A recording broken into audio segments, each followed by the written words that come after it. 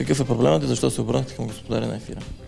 Обърнах се към господаря на ефира, защото вашето предаване е доказало високия коефициент на полезно действие в разрешаването на обществени проблеми. И сега, понеже всички знаем какъв е най-големия проблем в страната, а именно високите сметки за ток и въобще проблемите в енергетиката, затова се обърнах към вас. Какво бихте могли да кажете по тази тема?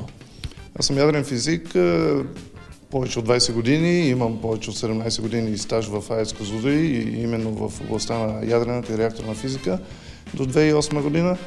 И в тази връзка аз следа единствено и само този проблема за източването на АЕЦ Козлодуй.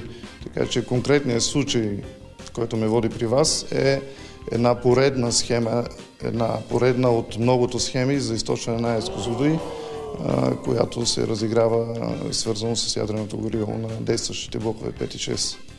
Бихте ли обяснили малко по-подробно за каква схема точно става въпрос?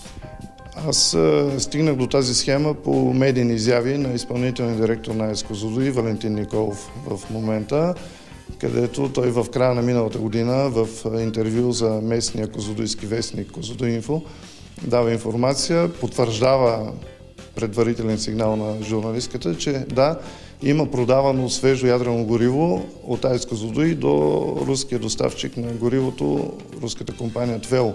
Това се е случило по неговите думи в края на 2011 година, декември месец, като цената, на която АЕЦ Козлодуй е продала свежото гориво без да го използва, е от порядъка на 50 пъти по-евтино. Отколкото е реалната цена, така ли? Отколкото преди това АЕЦ Козлодуй го е закупил от същия доставчик. Това е безпрецедентен случай една атомна централа да си закупи свежо ядрено гориво, да го поддържи известно време и след това да го продаде 50 пъти по-евтино, след което естествено пак си закупува ново свежо ядрено гориво, за да го зареди през 2012 година в двата реактора 5 и 6 на действащите блокове в АЕЦ Козлодуй. Колко струва ядреното гориво? По моя информация, една ядрено-горивна касета струва между 1 милион, милион и половина евро. Реално горивните касети са продадени за 30 хиляди евро след това на руснаците. Тоест по схемата са ощетени АЕЦ Козлодуй, респективно всички български граждани от порядъка на 130 милиона евро. Влияе ли по някакъв начин на цената на ток? А как да не влияе? Всичко, което влиза като себестойност в формирането на цената на електроенергията, всичко след това трябва да се плати от крайния потребител. Естествено, че влиза. А някой понесъл ли някаква отговорност за тези действия?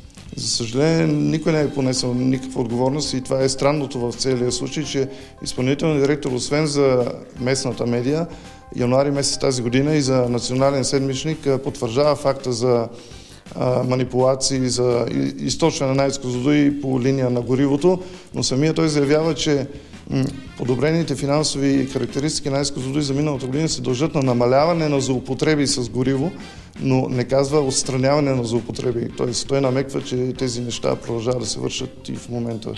Той един вид си признава за това нещо, така да се. Де-факто така се получава. Само, че никой не му търси отговорност. Нито на него никой не му търси отговорност, нито на бивши изпълнителен директор Александър Николов, по чието време се е случило тази схема.